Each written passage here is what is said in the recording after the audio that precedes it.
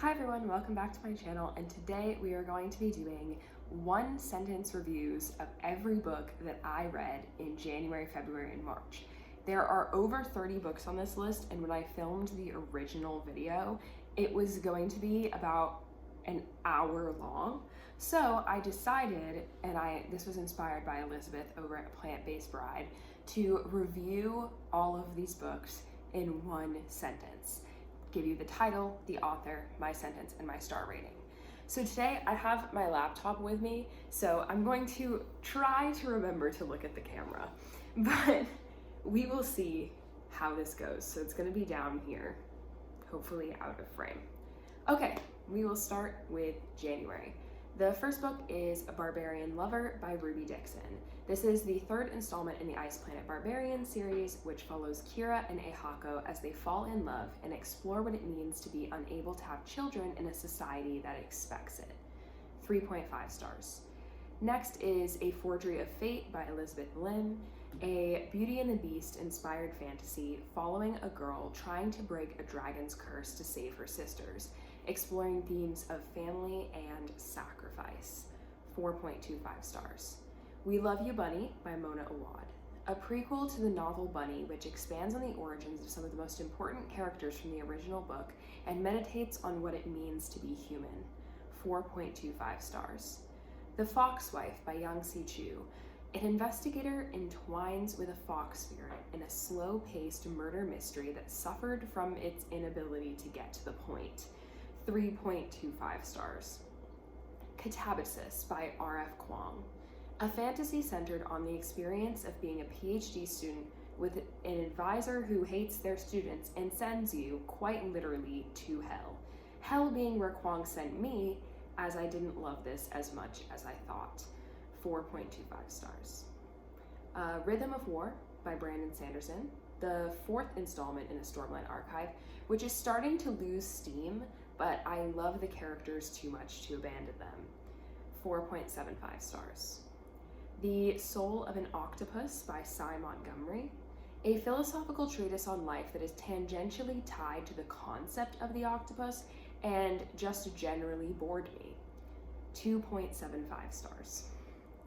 My Best Friend's Exorcism by Grady Hendrix, a suitably grotesque book that explores how far one would go for their friends, but was also way too misogynistic and I couldn't get past that. 3.75 stars. Chain of Gold by Cassandra Clare. The first installment in the Last Hours trilogy, which follows the children of those in the Infernal Devices and explores a new demon-related threat in London. 4.25 stars. The Great Alone by Kristen Hanna. An exploration of a community in a remote place and how to rely on that community when the biggest danger you face is in your own home. 3.75 stars. The Rabbit Hutch by Tess Gunty, a meditation on death and the desire to live and die simultaneously. 3.75 stars.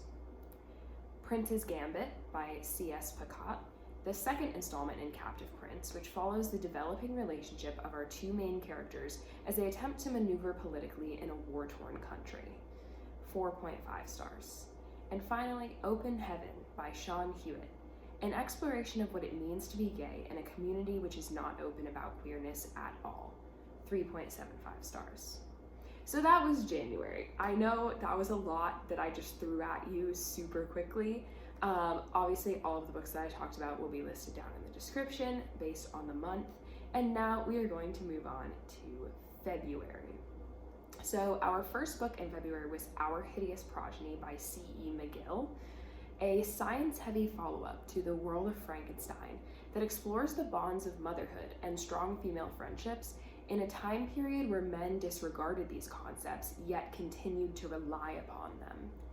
4.25 stars. Yumi and the Nightmare Painter by Brandon Sanderson, a cute anime-style fantasy romance which employs ancient Korean and modern Japanese cultural aspects in a comedy where our main characters switch bodies and have to do each other's fantasy jobs.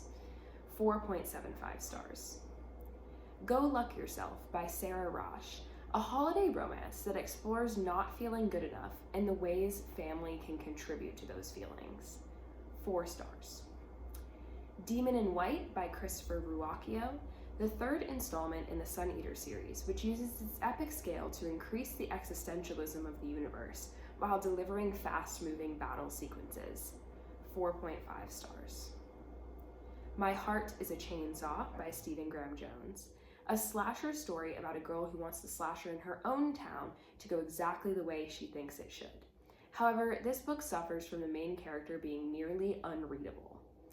2.75 stars. Evil Eye by Itaf Rum, a fantastic story about motherhood and the way that women of color are disregarded by everyone around them because nothing they do is ever good enough. 4.25 stars. The Troop by Nick Cutter, an actually disgusting horror about Boy Scouts being trapped on an island during a government quarantine. This book almost made me actually throw up in real life. 3.25 stars. Arch-Conspirator by Veronica Roth, a futuristic telling of Antigone that explores the way a parent's legacy can infringe upon the livelihood of their descendants. 4 stars. The River Has Roots by Amal El-Motar, a fairy tale about sisterly love and the strength of a bond that cannot be broken. 4 stars. The Corruption of Hollis Brown by Kay Ancrum, a ghost story about a boy who gets possessed and must navigate 2 lives while stomping a haunting. 4.25 stars. So there are all the books I read in February. I did also have one DNF in February, which was Greenwood by Michael Christie. From the half of the book that I read, I probably would have given it 1 star, but I don't know, if you're interested in exploring my DNFs, you might want to check that one out. But it's a literary fiction that I just did not like at all and couldn't get behind it, so I didn't really want to include it in my list. And now we will move on to March. So first book in March was Ring Shout by P. Deli Clark, a meditation on monstrousness and the damage white supremacy does to innocent people. 4.5 stars.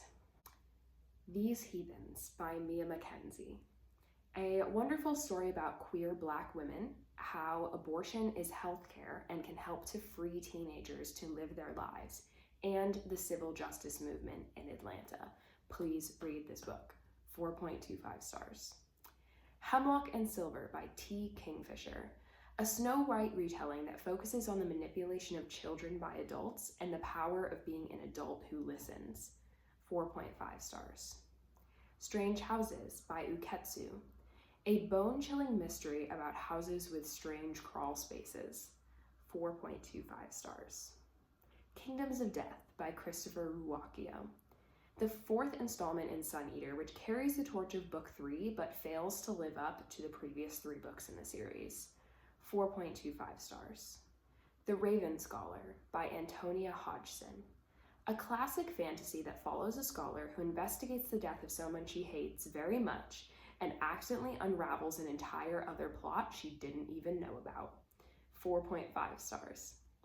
Strange Buildings by Uketsu, Strange House's less compelling cousin, which compares case files of different buildings to unravel a mystery.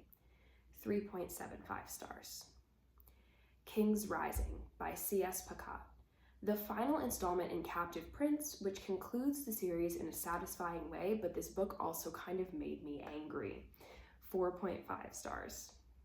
The Square of Sevens by Laura Shepard Robinson, a historical fantasy following a girl who has been cheated out of a fortune. It explores themes of family and how far one will go to right a wrong. 4.5 stars. And finally, A Desolation Called Peace by Arkady Martine, the finale to the Taix-Kalan series, which takes Mahit and 3 Seagrass to the war front to interact with new aliens.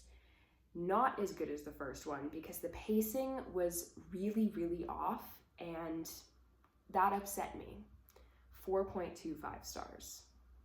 So that was, I believe, 33 books in hopefully less than 10 minutes. I hope that you all enjoyed this video. Obviously, all the books that I talked about will be listed down in the description.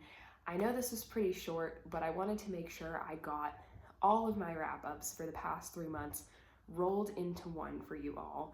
And if you have any questions about any of these books, drop them down in the comments below and I can hopefully answer them for you. Thank you for watching and have a great day.